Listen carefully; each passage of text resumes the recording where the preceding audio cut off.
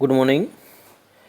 आज अपन जैव भू रासायनिक चक्कर का अगला यूट्यूब लेक्चर, जिसमें प्रमुख रूप से गैसीय चक्कर में नाइट्रोजन चक्कर का अध्ययन करेंगे। नाइट्रोजन सजीवों के लिए एक आवश्यक तत्व है। जीवों में प्रोटीन के निर्माण में अमीनो एसिड्स की आवश्यकता होती है और नाइट्रोजन अमीनो एसिड का एक आवश्यक भाग है। प्रकृति में नाइट्रोजन N2 गैस स्वतंत्र अवस्था में पाई जाती है। वायुमंडल में इसकी मात्रा 78.9% है, जो कि सर्वाधिक है। इसमें प्रचुर मात्रा में उपलब्ध होते हुए भी जीवधारी से सीधे ग्रहण करने में सक्षम नहीं होते हैं। कुछ जीवाणु एवं ब्लू ग्रीन एल्गी या नील हरित शैवाल ही वायुमंडलीय नाइट्रोजन गैस का सीधा उपयोग कर पाते हैं। नाइट्रोजन पौधों एवं प्राणियों की वृद्धि तथा विकास के लिए अत्यंत महत्वपूर्ण है। इसकी आवश्यकता अमीनो अम्ल, प्रोटीन, एंजाइम, क्लोरोफिल एवं न्यूक्लिक अम्ल की संश्लेषण से पड़ती है। ये वातावरण में 7 रूपों में पाई जाती हैं। नंबर 1 आणविक नाइट्रोजन N2, दूसरा नाइट्रोजन के ऑक्साइड, तीसरा नाइट्रिक ऑक्साइड N2O, चौथा nitric oxide NO, nitrogen peroxide NO2 तथा हाइड्रोजन नाइट्रोजन के यौगिक वे एमिनो एसिड्स अमोनिया NH3 तथा नाइट्रिक एसिड HNO2 व नाइट्रिक अम्ल HNO3। पौधों तथा प्राणियों के संवर्धन के लिए नाइट्रोजन के यौगिक के रूप में आवश्यकता होती है। प्रकृति में नाइट्रोजन चक्कर की प्रक्रिया अत्यंत जटिल है, जो विभिन्न चरणों में पूर्ण होती है। नाइट्रोजन स्थिरीकरण या नाइट्रोजन का वायुमंडलीय स्थिरीकरण इसका पहला चरण है। वातावरण के मुक्त नाइट्रोजन को सीधे ग्रहण करने की क्षमता कुछ ही जीवों में होती है। वायुमंडलीय नाइट्रोजन का मूल रूपों में मिट्टी में स्थानांतरण नाइट्रोजन का स्थिरीकरण या यौगिकीकरण कहलाता है। अर्थात नाइट्रोजन चक्र के अंतर्गत वायुमंडलीय नाइट्रोजन का विभिन्न यौगिकों में परिवर्तन होता है। नाइट्रोजन यौगिक जीवों द्वारा उपयोग किए जाते हैं। इस प्रक्रिया को नाइट्रोजन का स्थिरीकरण या नाइट्रोजन फिक्सेशन कहते हैं। मिट्टियों से पौधों की जड़ों द्वारा नाइट्रोजन यौगिकों का पौधों में स्थानांतरण या गमन होता है। अनाइट्रीकरण द्वारा नाइट्रोजन की गैस रूप में निर्मुक्ति होती है और अंततः नाइट्रोजन का गैसीय रूप में वायुमंडलीय नाइट्रोजन भंडार में वापसी हो जाती है। नाइट्रोजन चक्र की सुव्यवस्थित परिभाषा निम्न प्रकार से प्रस्तुत की जा सकती है। वायुमंडलीय नाइट्रोजन गैस के पौधों तथा जंतुओं के लिए आवश्यक विभिन्न प्रकार के यौगिकों में परिवर्तन तथा इन नाइट्रोजन यौगिकों के विखंडन एवं विघटन के बाद पुनः नाइट्रोजन गैस के रूप में वायुमंडल में वापस आने की प्रक्रिया को नाइट्रोजन चक्र कहते हैं। नाइट्रोजन चक्र निम्न चरणों स्टेप में संपादित होते हैं, जिसका पहला स्टेप है वायुमंडलीय नाइट्रोजन का मिट्टियों में स्थानांतरण या नाइट्रोजन का स्थिरीकरण, नाइट्रोजन फिक्सेशन। नाइट्रोजन के स्थिरीकरण या नाइट्रोजन फिक्सेशन का तात्पर्य होता है वायुमंडलीय नाइट्रोजन का मिट्टियों में अमोनिया, नाइट्रेट आदि रूपों में स्थानांतरण। वायुमंडलीय नाइट्रोजन भंडार में नाइट्रोजन गैसीय रूप आणविक नाइट्रोजन N2 में होती है। इसके अलावा अमोनिया, नाइट्रेट या एमिनो एसिड्स के रूप में भी रूपांतरण या स्थिरीकरण के 2 प्राकृतिक कारक होते हैं। नंबर 1 त्वरित विसर्जन या लाइटनिंग डिस्चार्ज, बिजली का चमकना भी कहा जाता है इसको। दूसरा है जीवीय क्रिया, बायोलॉजिकल एक्टिविटी।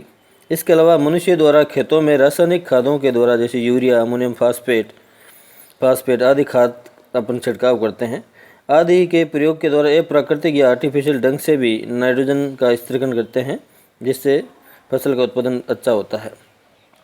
त्वरित विसर्जन या बिजली का चमकना, इसमें मुख्यतः N2 + O2 दोनों रासायनिक क्रिया करके नाइट्रोजन ऑक्साइड 2NO का निर्माण करती हैं। फिर नाइट्रोजन ऑक्साइड वापस ऑक्सीजन के साथ अभिक्रिया करके नाइट्रोजन पेरोक्साइड का निर्माण करती है NO2 फिर जल के साथ में और आणविक ऑक्सीजन के साथ में क्रिया करके नाइट्रिक एसिड या HNO3 का निर्माण करती हैं। HNO3 फिर कैल्शियम कार्बोनेट के साथ अभिक्रिया करके कैल्शियम नाइट्रेट का निर्माण करती है और इसके साथ में कार्बन डाइऑक्साइड गैस व जल निर्मुक्त होता है। इस प्रकार से तलित जंजाओं के द्वारा भी मिट्टी में नाइट्रोजन गैस का प्रवेश होता है, वो नाइट्रोजन ऑक्साइड कहलाता है। दूसरा है नाइट्रोजन स्थिरीकरण। नाइट्रोजन का खनिजीकरण और नाइट्रीकरण तथा मिट्टियों में नाइट्रोजन का पौधों में जंतुओं में स्थानांतरण कैसे होता है। मिट्टियों में नाइट्रोजन का खनिजीकरण तथा नाइट्रीकरण वे प्रक्रिया होती है जिनके द्वारा नाइट्रोजन का ऐसे रूपों में स्थानांतरण हो जाता है कि पौधे उन्हें अपनी जड़ों द्वारा आसानी से ग्रहण कर लेते हैं। जब कार्बनिक या जैविक नाइट्रोजन यौगिक का अकार्बनिक या खनिज रूप में परिवर्तन हो जाता है, जैसे अमोनिया, तो परिवर्तन की इस प्रक्रिया को नाइट्रोजन का खनिजीकरण या अमोनीकरण के नाम से जानते हैं। अमोनिया लवण के नाइट्राइट व नाइट्रेट में रूपांतरण की प्रक्रिया को नाइट्रीकरण कहते हैं। जब पौधे अपनी जड़ों द्वारा मिट्टियों से नाइट्रोजन को नाइट्रेट के रूप में ग्रहण करते हैं, पौधे में गए इन नाइट्रेट को विभिन्न जटिल जैविक या कार्बनिक यौगिक, जिसको प्रोटीन के नाम से जानते हैं, रूपांतरण हो जाता है। जब पोषण स्तर 2 के 2 शाकभक्षी जंतु पौधों का भक्षण करते हैं तो पौधों के जैविक यौगिक या प्रोटीन जंतुओं में स्थानांतरण हो जाते हैं, वे जंतु प्रोटीन में बदल जाता है। पोषण स्तर 2 से नाइट्रोजन जब जंतु प्रोटीन के रूप में पोषण स्तर 3 में या पोषण स्तर 3 से पोषण स्तर 4 के जंतुओं में क्रम से स्थानांतरण होता जाता है। जंतुओं में जो प्रोटीन का विघटन होता है तो वे एमिनो एसिड्स या यूरिया आदि में रूपांतरित हो जाते हैं, अर्थात एक पोषण स्तर से दूसरे पोषण स्तर तथा तीसरे पोषण स्तर में लगातार उससे प्रोटीन का स्थानांतरण होता रहता है और अंततः एमिनो एसिड्स में वो कन्वर्ट हो जाते हैं और लास्ट में यूरिक एसिड का निर्माण करते हैं, जिसको विशेषित कर दिया जाता है। तीसरा, नाइट्रोजन तथा अनाइट्रीकरण तथा नाइट्रोजन की वायुमंडल में वापसी। मिट्टियों में स्थित अमोनित या अमोनिया करने वाली बैक्टीरिया जंतुओं द्वारा त्यागे गए पदार्थों को, जैसे गोबर या मलमूत्र आदि में स्थित एमिनो एसिड तथा यूरिया को अमोनिया एवं अमोनियम लवण में बदल देते हैं।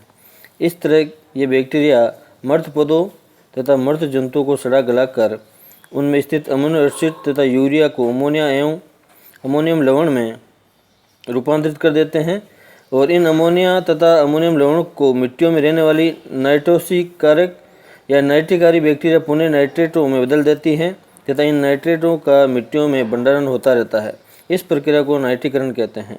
इस तरफ नाइट्रोजन का मिट्टियों में से पौधों तथा जंतुओं में तथा पौधों व जंतुओं में से मिट्टी में स्थानांतरण अनुगमन होता रहता है। इसको अपन एक फ्लो चार्ट के द्वारा भी समझ सकते हैं। जैसे नाइट्रोजन गैस का वायुमंडलीय भंडार में 78.9% भाग है, उसमें लाइटनिंग फिक्सेशन द्वारा विद्युत द्वारा स्थिरीकरण होता है और विद्युत द्वारा स्थिरीकरण होने के कारण वो मृदा में भंडारित हो जाती हैं, नाइट्रेट के रूप में मृदा में भंडारित हो जाती है और वही मृदा बहकर सागर में जमा हो जाती हैं, जिसके द्वारा वो स्वपोषित पौधों द्वारा प्राप्त की जाती हैं। इस प्रकार से स्वपोषित पौधे की मृत्यु के बाद में उसका वियोजक रूप में बैक्टीरिया व शैवाल उसके ऊपर कार्यशील होते हैं और वापस वो वायुमंडल में नाइट्रोजन गैस को विशेषित कर देते हैं। इसी प्रकार से स्वपोषित पौधों द्वारा प्राप्त करना नाइट्रोजन का फिर परपोषित जंतुओं द्वारा इस्तेमाल होता है और आफ्टर मृत्यु के बाद में फिर वो बैक्टीरिया और शैवाल के द्वारा वापस वायुमंडल में छोड़ दी जाती है। इसी प्रकार से नाइट्रोजन गैस का अपन जीवों द्वारा नाइट्रोजन का स्थिरीकरण भी समझ सकते हैं, जो मृदा में भंडारित करते रहते हैं, जैसे बैक्टीरिया, राइजोबियम है, स्टोसियम है आदि ऐसे बैक्टीरिया होते हैं जो मृदा की उत्पादक क्षमता को बढ़ाते हैं और नाइट्रोजन का फिक्सेशन करते रहते हैं। इस प्रकार से फ्लो चार्ट से अपन पता लगा सकते हैं कि वायुमंडल में नाइट्रोजन गैस लगातार रूप से क्रियाशील है। इस प्रकार नाइट्रोजन या नाइट्रीकरण की विपरीत प्रक्रिया को अनाइट्रीकरण के नाम से भी जानते हैं। अनाइट्रीकरण का अर्थ होता है नाइट्रेट का गैसीय नाइट्रोजन या आणविक नाइट्रोजन गैस N2 में रूपांतरण। मिट्टियों में कुछ बैक्टीरिया तथा कवक फंजाई ऐसे होते हैं जो बिना ऑक्सीजन के ही जीवित रहते हैं।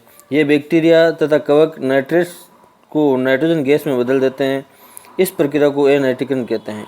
इस तरफ निर्मुक्त नाइट्रोजन गैसीय रूप में वायुमंडलीय नाइट्रोजन भंडार में मिल जाती हैं।